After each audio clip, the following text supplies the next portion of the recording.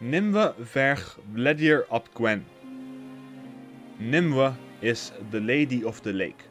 Or to put it in other words, she is one of the characters in the Witcher franchise that goes by that name.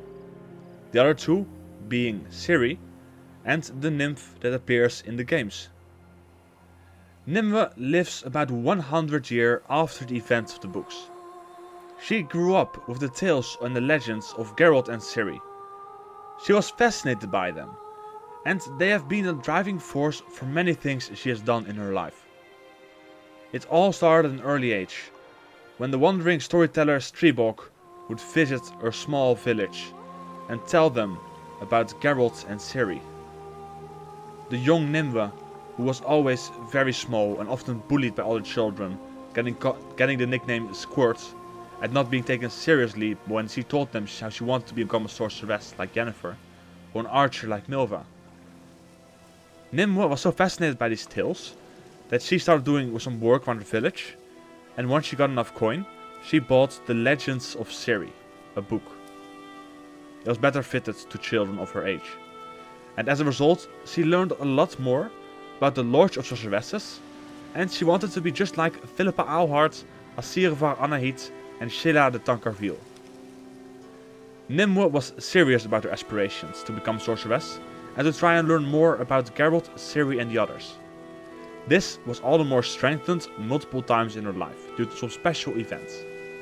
The first one was while on the road to Gorsvelden, where she needed to go to get to Aretuza.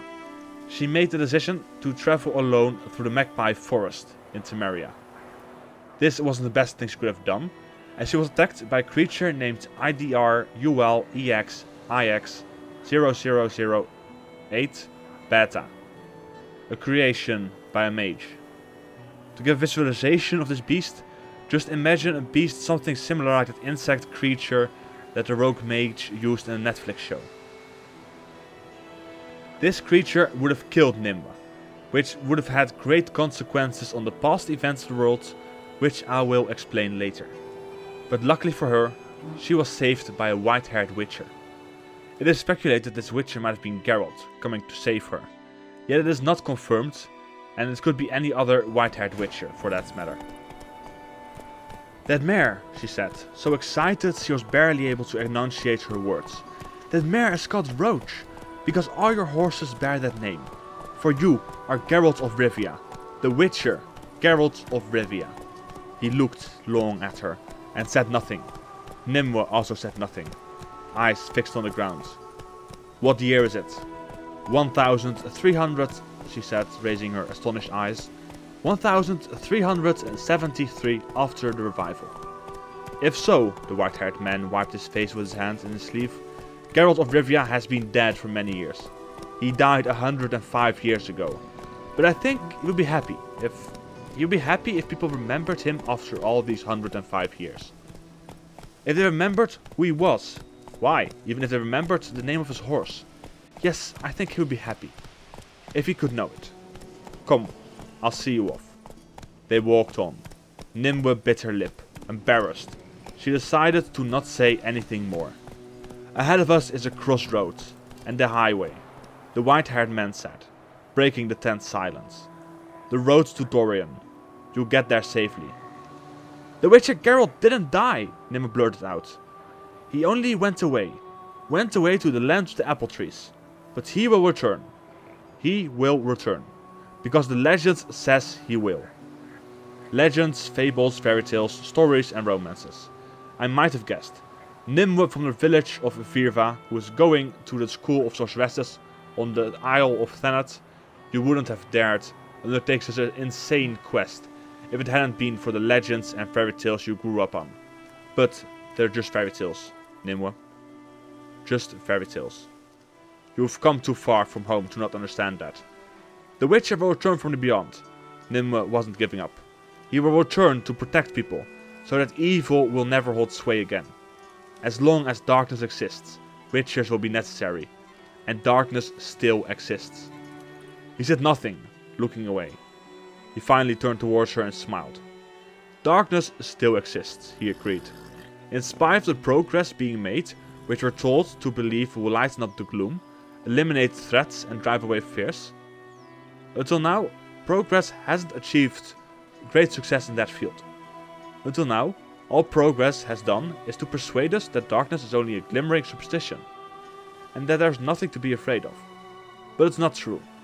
There are things to be afraid of, because darkness will always exist. And evil will always rampage in the darkness. There will always be fangs and claws, killing and blood in the darkness. And witchers will always be necessary. Let's hope they'll always appear exactly where they're needed, answering the call of help, rushing to where they are summoned. May they appear with sword in hand, a sword whose gleam will penetrate the darkness, a sword whose brightness disperses the gloom. A pretty fairy tale, isn't it? And it ends well, as every fairy tale should. But, she stammered, but 100 years, how is it possible? How is it possible? A future novice of Aretuza may not ask such questions like that, he interrupted, still smiling. A novice of a school where they teach that nothing is impossible, because everything is impossible today may become possible tomorrow. A slogan like that should hang above the entrance to the school, which soon will become your school. Fare you well, Nimue. Farewell. Here we part. But she felt sudden relief, and her words gushed forth.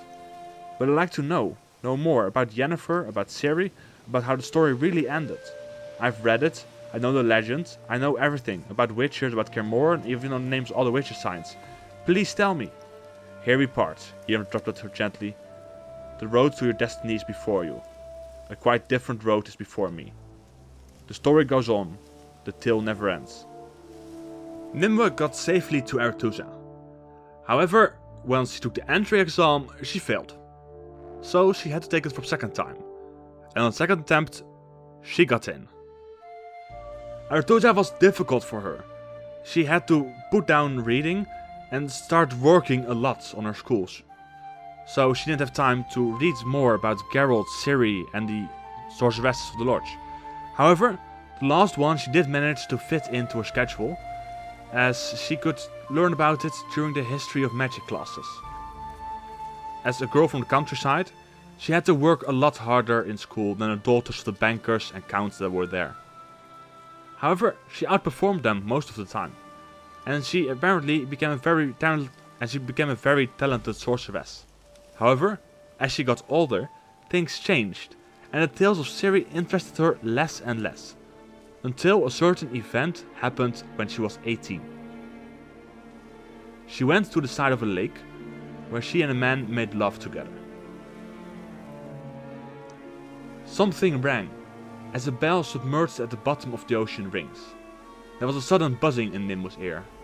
Magic, she thought, turning her head, freeing herself from under the cheek and shoulder of the man lying on her.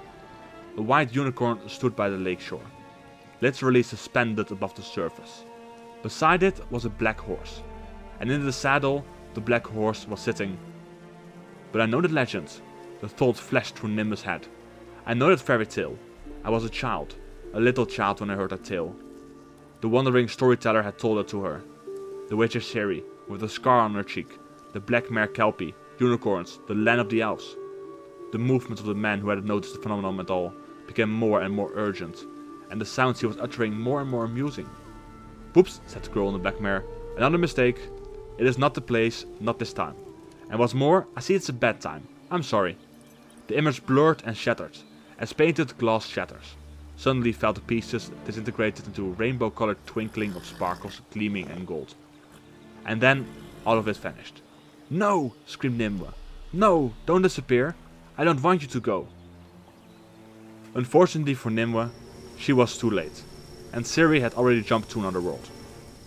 If you don't know what happened here, in the books, after Ciri escaped the elves, she started to jump between worlds and times. And one of these jumps was right next to Nimue while she was making love with the man on the shore of a lake. This event had a large influence on Nimue, and she decided to devote her life to learn more about the legends, to learn what really happened, to fill in every gap there was. She moved into a tower on the island of Innis Vitra which was a small island located in Loch Blest, presumably somewhere in the Northern Kingdoms, but we don't know for sure where it's located as it's never really outright stated. Over the years, Nimue collected everything she could related to Ciri, Geralt and all the events that happened. She collected tapestries, including one of the location of the final conflict, yet she didn't know whether it was Strega Castle or Rice Run Castle. She also collected a special mirror, which would allow a magic user to open portals to different worlds and different times. However, it was very hard to use the item. She was most of the time alone in her tower, yet she did have company. In order to get to the island, there was a man called the Fisher King, or the Kingfisher, it's sometimes switched around, and he was also her lover. Whenever she would get visitors, they would always be rowed to the island by him, while he was pulling fish behind his boat, and going incredibly slow, which was very annoying for her guests. Her tower had multiple floors, including alchemy laboratories, studies, libraries, and general living areas. It was a pretty decent sized tower. However, as Nimue tried to learn more and more what she could about the legends, she at some point realized that she needed more help. And so, she called in a neuromancer, a magic user that's able to read dreams. She picked just the one she needed, Conviramur's Tilly, a third-year student who was the second best neuromancer, and she also had a special interest in the legend of Ciri, which is why she was picked over the number 1. Just to be clear, the neuromancer in The Witcher 3, also called Tilly, is most likely an ancestor of this Tilly, as this Tilly, the Conviramur's Tilly, lives way later than the Tilly in The Witcher 3. During the time that Nimue and Conviramur spent on the island, they studied the legends and images by day, while at night Conviramur would dream the events that happened in the past, which they would then discuss with Nimue in the morning. They managed to fill in a lot of gaps that were in the books written about Geralt and Ciri, including the time when Geralt was in Toussaint, and as well the time when Ciri was lost between time and space. Once the moon was in the right place for divination, Nimue and Conviramur started to focus. They searched for Ciri amongst the stars. They wanted to lure her to them, so they could help her get to the right direction, so that she would not be lost anymore. They acted like a lighthouse in a storm, sending a signal to Ciri. Conviramur couldn't bear it and screamed in amazement, immediately covering her mouth with her hands.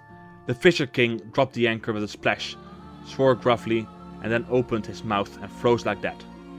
Nimue didn't even twitch. The surface of the lake, bisected by a streak of moonlight, vibrated and rippled as though having been struck by a gale. The night air above the lake ruptured, like a smashed stained glass window cracks. A black horse emerged from the crack, with a rider on its back. Nimue calmly held out her hands, chanting a spell. The tapestry hanging on the stand suddenly burst into flames, lighting up in an extravaganza of tiny multicolored lights. The tiny lights reflected in the oval of the looking glass, dancing teamed in the glass like colored bees, and suddenly flowed out like a rainbow-colored apparition.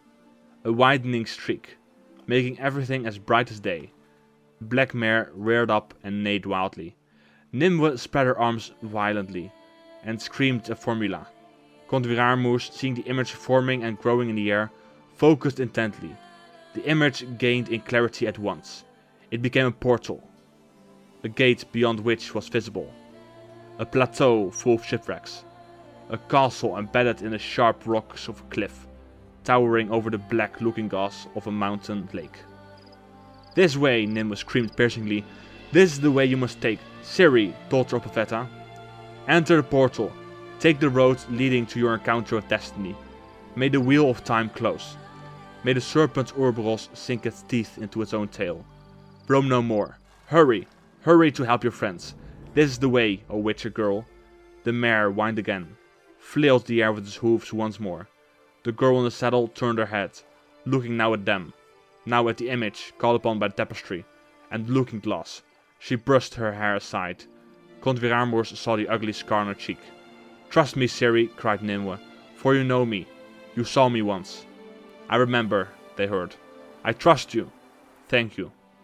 They saw the mare spurred on, running with a light and dancing step into the brightness of the portal, before the image became blurred and dispersed.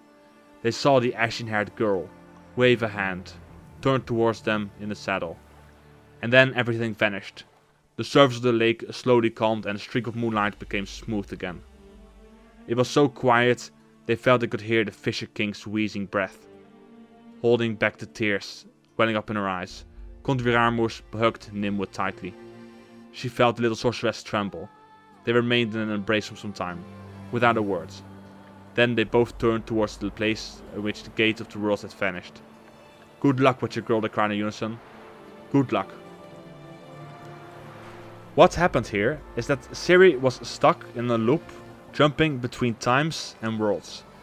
And it would have taken her ages to get back to the correct world, or something might have happened to her and she could have died before she even got to the right time and the right world, as almost happened in some events before that.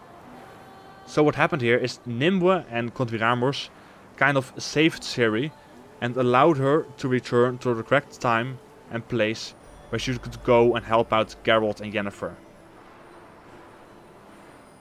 If they didn't help her, she could have been jumping until she died, or what could have happened, either way, is Geralt and Yennefer would have gone to Stega Castle and all their friends and Geralt's entire gang would have died for nothing, because Ciri wouldn't be there. Nimue, therefore, had a large effect on the events of the past, as her entire present would be different if Ciri never got to that point in time in the first place. Personally, I think that Nimue is kind of important, and if they were ever to make a Witcher game that's set in the future, like from any point onward from 1380 or onwards, I feel like Nimue would be an interesting character to meet in the games, as she is one of the few characters in the books that shows us some parts of how the future looks like. Most of the time when stuff in the future is described, it's like in a book form, but Nimue is one of the very few characters that we see actually live in another time. That was it for Nimue, the Lady of the Lake. Till next video. Bye.